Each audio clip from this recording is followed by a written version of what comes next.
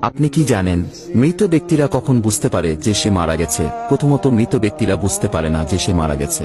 মৃত ব্যক্তির মৃত্যুর পর আত্মীয় স্বজনের কান্নাকাটি, গোসল দেওয়া, কাফন পরানো, এমনকি কবর দেওয়ার আগ পর্যন্ত সে মনে করে মৃত্যুর স্বপ্ন দেখতেছে।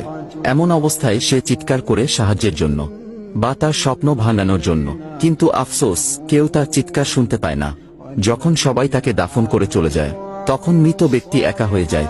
ঠিক তখনই মহান আল্লাহ তাআলা তার আত্মাকে পুনরায় তার দেহের মধ্যে ফিরিয়ে দেন। প্রথমত মৃত ব্যক্তি এটি ভেবে নেয় যে হয়তো তার খারাপ স্বপ্ন শেষ এবং সে ঘুম থেকে জেগে উঠেছে, তাই সে আল্লাহর কাছে কৃতজ্ঞতা প্রকাশ করে। এরপর সে তার শরীর স্পর্শ করতে থাকে, যা কিনা সবেমাত্র দাফন করা হয়েছে।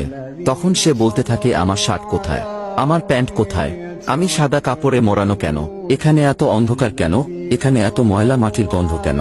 তখন সে আস্তে আস্তে বুঝতে পারে যে সে সত্যিই মারা গেছে।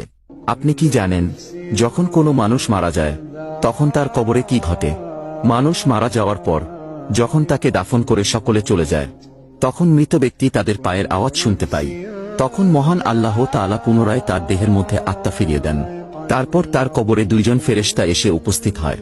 তারা এসে মৃত ব্যক্তিকে বসিয়ে তিনটি প্রশ্ন করবে। প্রথম প্রশ্ন করা হবে, মান রব্বুকা, তোমার প্রভু কে? মৃত ব্যক্তি ঈমানদার হলে বলবে, রব্বি আল্লাহ, আমার প্রভু আল্লাহ। তারপর দ্বিতীয় প্রশ্ন করা হবে, মান দিনুকা, তোমার ধর্ম কি?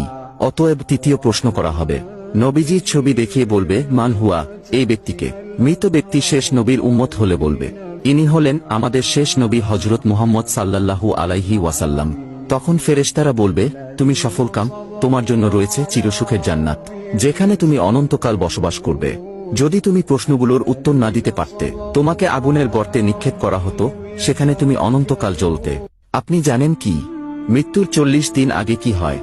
যখন মানুষের জীবনের শেষ 40 দিন বাকি থাকে, তখন তার সাথে কি ঘটে? আল্লাহ তাআলা তার পবিত্র আরশের নিচে একটি বৃক্ষ সৃষ্টি করেছিলেন। আল্লাহর যতগুলো মাখলুকাত আছে এবং যেগুলোতে জীবন দেওয়া আছে, তার প্রত্যেকটির হায়াত এই গাছে ঝুলন্ত রয়েছে। যখন কোনো মানুষের জীবনের শেষ 40 দিন বাকি থাকে, তখন সেই গাছ থেকে একটি পাতা ছুটে আসে মালাকুল মাউত আজরাইল আলাইহি ওয়াসাল্লামের কাছে। সে পাতায় তার নাম, তার পিতার নাম এবং তার মাতার নাম, এমনকি তার বংশের নাম পর্যন্ত লেখা থাকে। আর নির্দিষ্ট সময়ের মধ্যে মালাকুল মাউত তার রূহ কবজ করে নেয়। যেদিন এই গাছ থেকে পাতা ছিঁড়ে মালাকুল মাউতের কাছে এসে পৌঁছায়, সেই দিনই তাকে আল্লাহর আরশের নিচে মৃত ঘোষণা করা হয়। হে আল্লাহ, আমাদের ঈমানের সহিত মৃত্যুবরণ করার তৌফিক দান করুক। কেউ আমিন না লিখে যাবেন না।